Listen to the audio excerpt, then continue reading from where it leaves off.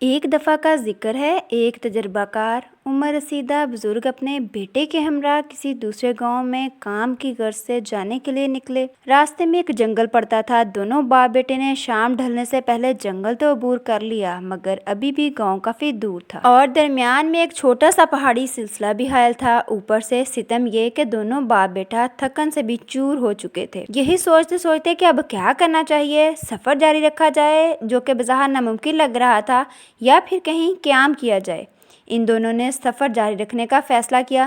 سوچوں میں غرق باپ بیٹا کچھ ہی دور چلے ہوں گے کہ حد نگاہ کے اختتام پر انہیں ایک گھر کی موجودگی کا شائبہ سا ہوا۔ گھر کی موجودگی کے اس احساس نے جیسے ان دونوں میں کوئی برق سی بھر دی۔ وہ لمبے لمبے ڈگ بھرتے ہوئے آگے بڑھنے لگے۔ جب قریب پہنچے تو ان دونوں کی خوشی کی انتہا نہ رہی کہ واقعی اس وسیع و عریض بظاہر ویران میدان میں ایک کچا سا گھر واقع تھا، جس کے باہر احاطے میں ایک فربا بھینس بندھی ہوئی تھی، جو کہ جگالی کر کے دن بھر کی تھکن کو ظاہر کرنے کی کوشش میں مصروف تھی۔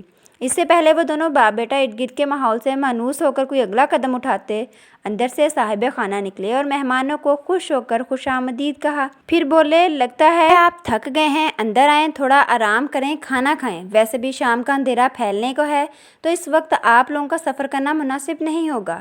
ان کی بات میں وزن تھا، لہٰذا دونوں باپ بیٹا چپ چاپ اندر چلے گئے۔ دونوں کے لیے وسیع و عریض صحن میں چارپائیاں لگا دی گئیں۔ اندھیرا مزید گہرا ہو رہا تھا۔ ٹھنڈی مگر فرحت بخش ہوا بھی چل رہی تھی۔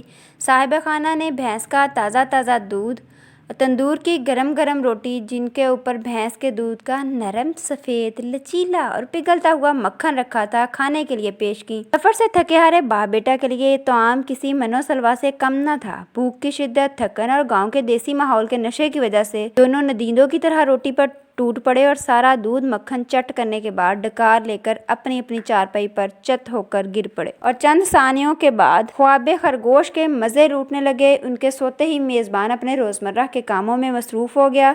رات کے پچھلے پہر بزرگ باپ کی آنکھ کھلی۔ اندھیرا کافی زیادہ پھیل چکا تھا، مگر اب اس کی تھکاوٹ ختم ہو چکی تھی۔ بزرگ کی آنکھیں جب اندھیرے میں دیکھنے کے قابل ہوئیں تو وہ اٹھا، پانی کا نلکا ڈھونڈ کر وضو کیا، اپنی چادر کو زمین پر بچھا کر پہلے رات کی نماز ادا کی۔ پھر جب اسے احساس ہوا کہ تہجد کا وقت ہوا چاہتا ہے، تو اپنے معمول کے مطابق خدا کے حضور کھڑا ہو کر تنہائی میں اپنے رب سے باتیں کرنے لگا۔ رات کا سیاہ لبادہ صبح کے ملگجے اندھیرے میں بدلنے لگا۔ بزرگ اپنے معمولات خاموشی سے ادا کرتا رہا، پھر فجر کے بعد افق پر پو پھٹنے کا منظر دیکھنے کے لیے باہر کی طرف نکل آیا۔ دور دور تک نہ گھر نہ کسی اور کا نام و نشان تھا۔ وہ ایک چھوٹے سے ٹیلے پر بیٹھ کر مٹی ہاتھ میں اٹھا کر دیکھنے لگا۔ پھر مٹی کے اس ڈھیلے کو انگلیوں سے مسلتے ہی وہ سمجھ گیا کہ یہ علاقہ اور اس کی مٹی بہت زرخیز ہے۔ اس بات کی درستگی کو جانچنے کے لیے اس نے مٹی کو ناک کے قریب کیا تو اسے اپنی سوچ پر یقین ہو چلا کہ یہ نہایت ہی بارآور اور قیمتی مٹی ہے، جو خود ہی اپنی کھاد بھی ہے۔ پھر اس کے ذہن میں ایک خیال بجلی کی مانند کوندا کہ سارا علاقہ ویران کیوں ہے؟ اتنی زرخیز مٹی، مگر نہ ہریالی، نہ ہی کوئی کھیت کھلیان، آخر ماجرا کیا ہے؟ اسی اثنا میں صاحب خانہ جست کی ایک بالٹی ہاتھ میں اٹھائے باہر نکلا اور آنکھیں مسلتے ہوئے بھینس کی جانب بڑھنے لگا۔ پھر بھینس کو پیار سے سہلاتے ہوئے اس کے دودھ سے بھرے تھنوں کو پانی سے دھونے کے بعد خالی بالٹی کو نیچے رکھ کر دودھ دھونے لگا اور بھینس کا تازہ سفید پرنور دودھ بالٹی میں دھار دھار نکل کر اکٹھا ہوتے ہوئے جھاگ اڑانے لگ گیا اور کچھ ہی دیر بعد وہ بالٹی بھر گئی۔ ابھی یہ کام جاری ہی تھا کہ چند لوگ ہاتھوں میں اپنے اپنے ڈول اٹھائے آن وارد ہوئے۔ صاحب خانہ کو پیسے تھما کر دودھ خرید کر واپس چلے گئے۔ یہ مناظر بڑی خاموشی سے دیکھنے کے بعد بزرگ صاحب خانہ کے قریب آئے اور آہستگی سے پوچھا، ایک بات تو بتائیے، آپ کے علاقے میں دور دور تک کوئی گھر نہیں ہے، اور میرے مشاہدے کے مطابق جس پر آپ کا گھر ہے یہ زمین بہت زیادہ زرخیز اور بارآور ہے، اس پر نہ کھیت ہے نہ ہی کوئی پیڑ، آخر قصہ کیا ہے؟ یہ سوال سننے کے بعد صاحب خانہ نے پرسکون لہجے میں ذرا سی لاپرواہی سے کہا، بھائی صاحب، ہم صرف دو میاں بیوی ہیں، یہ جو زمین ہے یہ میری ملکیت ہے، ہم نے صرف ایک بھینس پال رکھی ہے جو صبح و شام دودھ دیتی ہے۔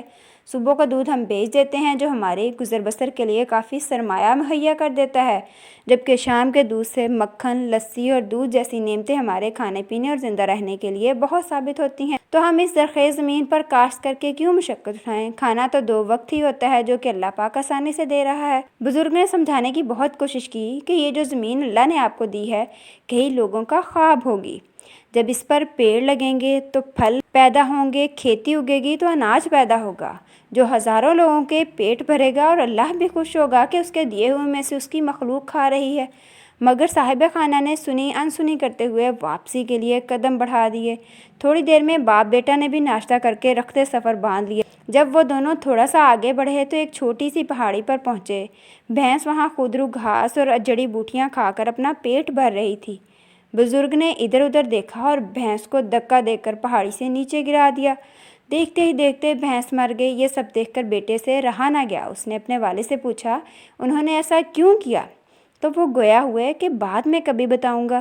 اس واقعے کو کافی عرصہ گزر گیا اور وہ بزرگ علالت کے بعد انتقال فرما گئے۔ رسومات سے فارغ ہو کر ان کے بیٹے کے ذہن میں خیال آیا کہ میرا باپ اتنا پرہیزگار اور متقی تھا، مگر نہ جانے کیوں اس بھینس کو دھکا دے کر مار دیا۔